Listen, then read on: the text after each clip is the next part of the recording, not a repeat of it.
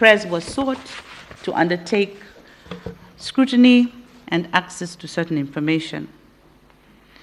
After we looked at the applications and the prayers, we then looked at the pleadings and the affidavits to ensure that the prayers matched with the pleadings and the affidavits that have been filed by the petitioners. As you will recall, the court then determined the issues which we will determine, and that also helped us set out the orders for scrutiny, so that our orders were set out based on the pleadings, the affidavits, the issues for determination. But further to that, we also did say in the body of our order that we would not encourage a fishing expedition, and that the request needed to be specific, and that given the 14-day timeline, the court would only allow reasonable, practical, and helpful orders. We also acknowledged that under Section 12 of the Supreme Court Act, the IEBC has already submitted all the Form 34As, and therefore they could be accessed in the court. We also stated that some other issues, some other things that had been requested for in the prayers are in the public domain, and that parties could then get those. We did note that some of the requests or the prayers were unrealistic. Some of them were general and vague. Some of them involved parties that were not enjoined to be before us. And therefore, we granted orders not based on prayers, but based on what we assessed that the court needed to look at in terms of all those criteria that I have set out. And therefore, the exercise that was conducted under the hand of the registrar followed strictly the orders which were given under the hand of this court using that criteria. I think that is a fair summary. Madam Judge President, I will stop there. Thank you. I think an exercise was carried out, a very rigorous exercise led by our registrar. Indeed, these are people who had not slept for 24 hours working to carry out this exercise of ensuring that there is compliance with the orders of this court. Our staff actually spent a night here. They had to shower somewhere here and continue working yesterday morning. So the report has been shared with council online, and because the parties who are involved in the requests for the discovery is the main petitioner, the Youth for Advocacy, and the petitioner Karif. We have decided to allocate each one of you 15 minutes to submit on any issues you like us to take note of in the report. That is the main petitioner, 15 minutes. Youth Advocacy for Africa, 15 minutes. Karifa, 15 minutes. Then we will have IMBC, 15 minutes. And because the first respondent is also affected by what is being discussed in the report, we also agreed to give them 15 minutes.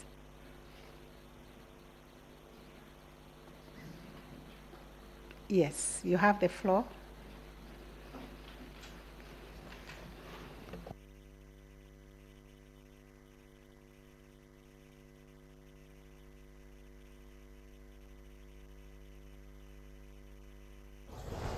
Thank you very much, Your Ladyships and my Lord.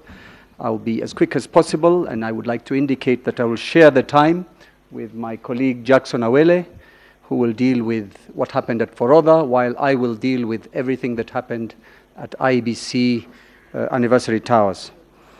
The report the court has given runs into 178 pages, but we worked overnight to provide written observations to the court, which we filed this morning, and so all parties are actually aware of whatever it is the first and second respondents, petitioners have observed.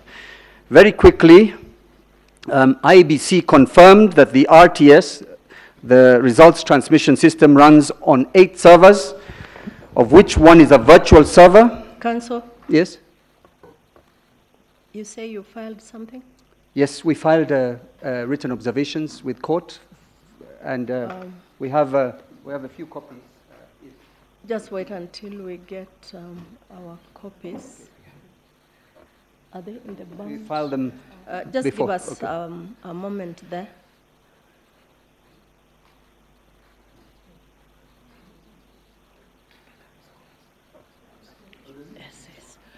If you say you have extra copies, you could give us, yes, so as to save on time.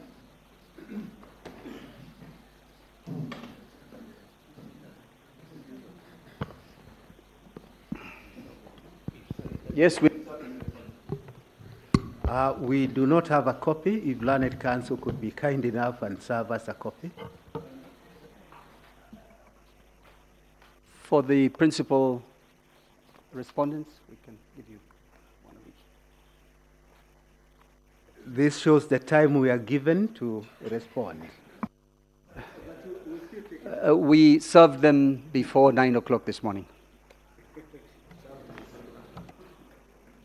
Electronically.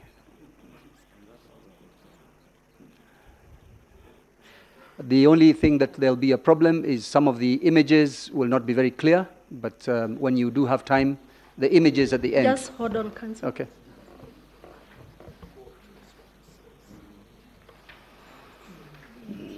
Yes.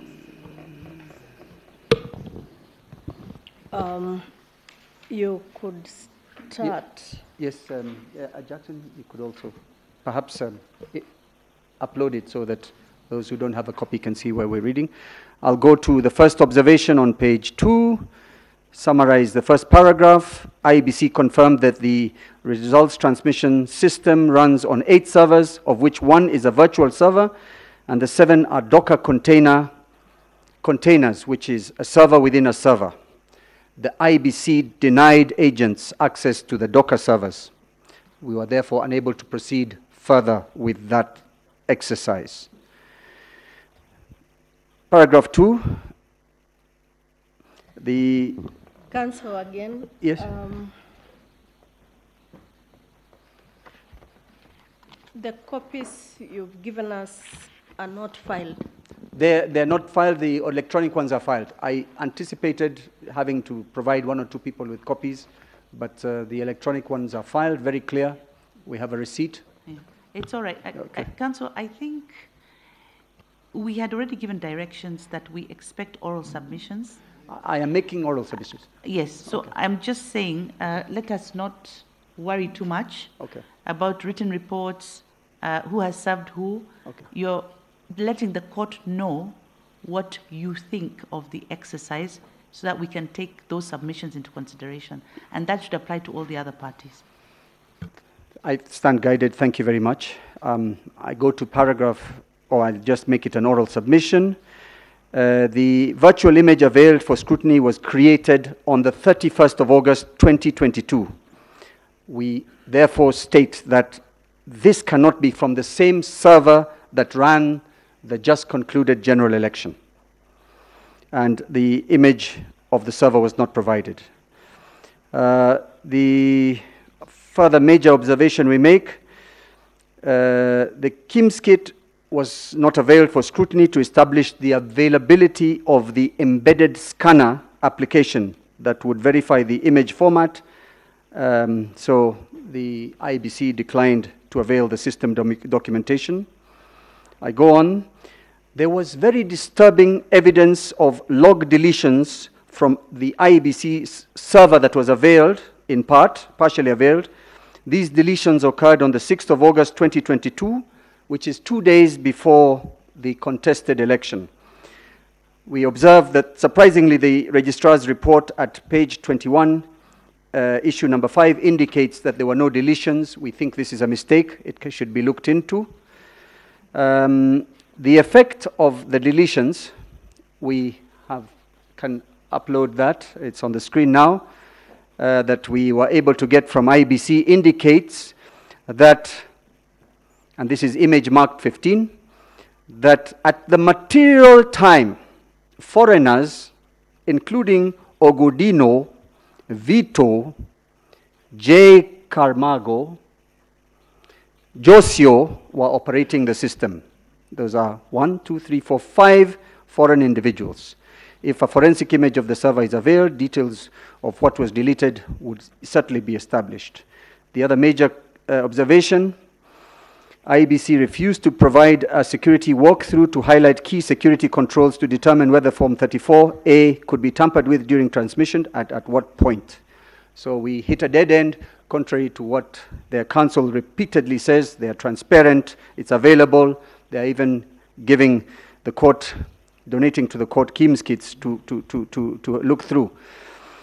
Finally, or, well, not finally, IBC refused to grant access to the forensically imaged servers. Instead, the server administrator projected the vSphere, which is the Virtual Server Application Management System, on the whiteboard to demonstrate the access to the servers. The vSphere indicates that the virtual RTS server was created and modified on the 31st of August at 2022. In effect, no information from a server was provided to show what happened during the 2022 general election. Number 11, a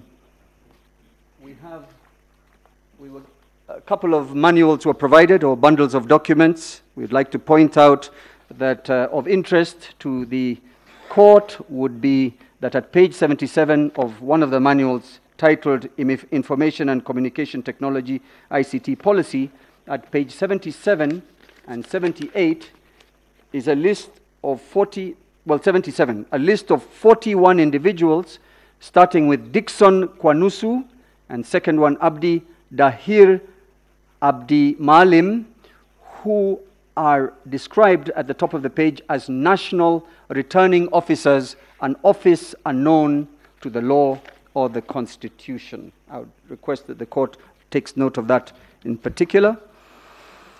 And paragraph 14, on the 1st of September 2022, the deadlock over the servers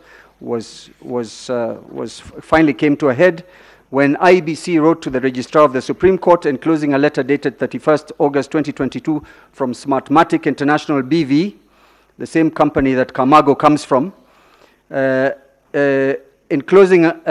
which the letter states, amongst other reasons, the image of the NTC servers containing software owned and copyrighted by Smartmatic and thus IP protected.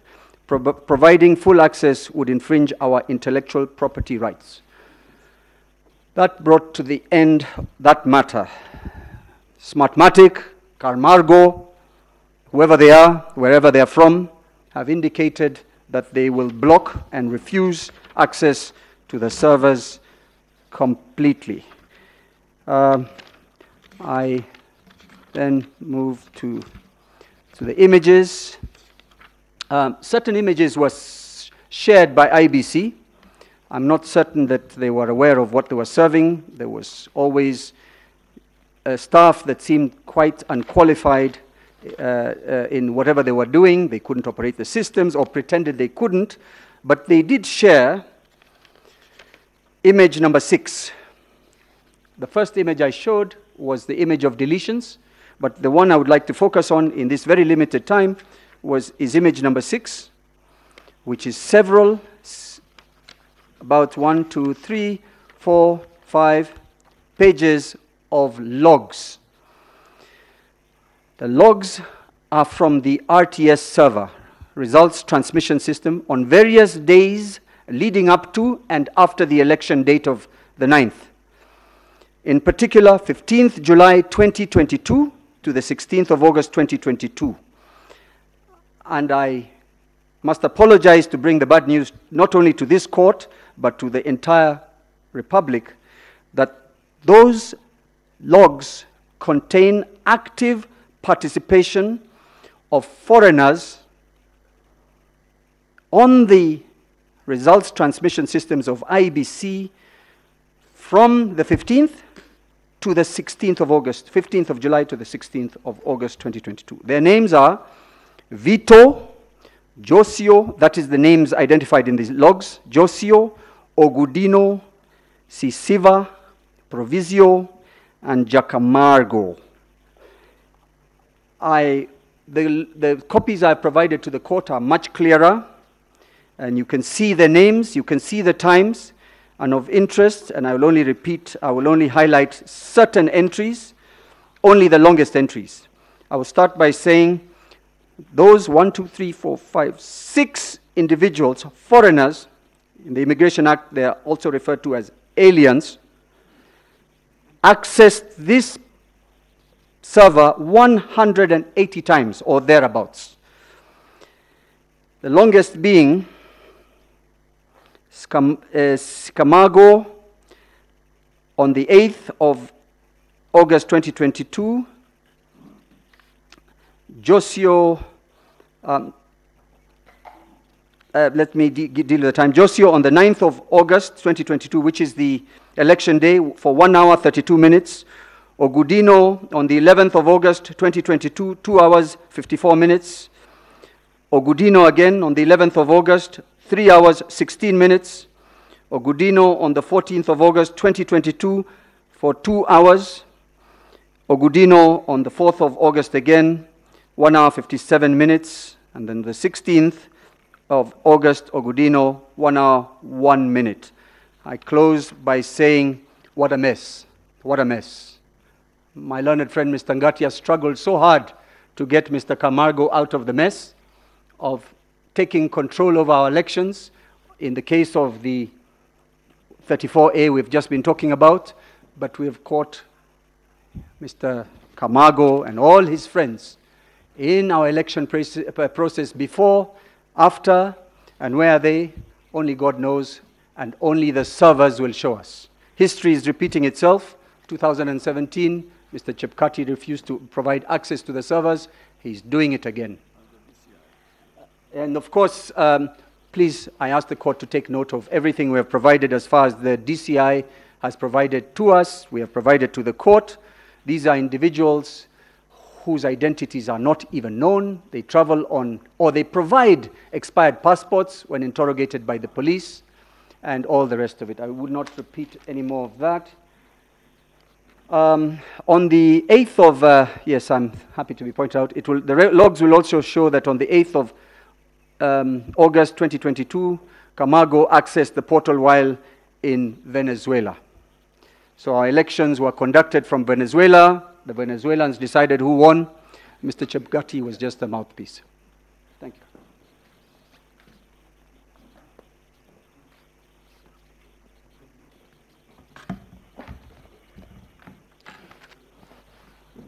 My Lady the Chief Justice, my Lady the Deputy Chief Justice, my lords, my ladies, in the remaining few minutes, permit me to take you through our report from the scrutiny exercise carried out at Forodha. And my lord, I'd like to very quickly just highlight sequentially in the order in which the ruling was made. Did we get your name for record purposes? My apologies once again. Jackson Awele is my name, my lady. My lady, in the order in which the ruling was given, order number 5 granted the applicants inspection, scrutiny, and recount in respect of 45 polling stations. There were about 16 polling centers, and within them we had 45 polling stations. Now, in conducting the exercise, our focus was on qualitative aspects of the results and the electoral materials that were deposited in the ballot boxes. And one of the things, if I may start from where Mr. Mahat left from, that we were looking out for were the QR codes of the KIMS kit in tamper-proof envelopes and KIMS validation form 44 in tamper-proof envelopes. My learned friend, Mr. Mahat, has urged you to go through the scrutiny report, and that in that report you will find information and evidence about the QR codes of all the KIMS kits and in respect of the ballot boxes that were submitted to you. We hate to submit to you, my lords and my ladies, that in your report you will only find one QR code and one KIMS validation form 44 that was submitted or that was found in the ballot boxes that were submitted for scrutiny out of the 45 polling stations that we scrutinized. Of all the other ballot boxes, the QR code of KIMS kits in tamper-proof envelopes and the KIMS validation forms, form 44 in tamper-proof envelopes were missing. The question is, where were they? In light of Ms. Soweto's submissions, your guess is as good as mine. We also looked for the pasted carbon copy of Form 34A in the ballot box, and in all the forms, or rather the ballot boxes, we did, or rather the book 2 of Form 34A was only found in 27 out of, were not found in 27 out of 45 polling stations. And as a matter of fact, my lords and my ladies, if I had time, I would go through the list, but this represents 50% of the ballot boxes that were submitted to us for scrutiny, missing book 2 of Form 34A. Now, in Vita Primary School, the other electoral material that we looked for was the Form 32A that evidenced voting by using the manual register. In Vita Primary School, Station 7 of 7, 232 people we noted voted using the manual register, and no Form 32A was submitted in respect of those votes. In Vita Primary Polling Station 1 of 7, 260 people voted using the manual register. No Form 32A was availed to verify that indeed the authorizations that the IEBC stated should be given before voting by manual register were indeed given. Finally, my lords and my ladies, in respect of the Form 34A, the carbon copy of the result that went out, my time has run out, my lord. If I may just make that point in 1 minute, with your kind permission. We noted that in the 27 polling stations, in the 27 polling stations that we noted did not have book 2 of Form 34A, they also did not return the carbon copy of the actual results emanating from those polling stations in the ballot box. In other words, the results or the ballot papers in those ballot boxes could not be verified with the carbon copy of the original Form 34A that was used to declare the results in respect of those polling stations in these presidential elections. For those and all the submissions made by my learned seniors and Mr. Murgor, my lord, I thank you for your time and pray that the petition be allowed as prayed.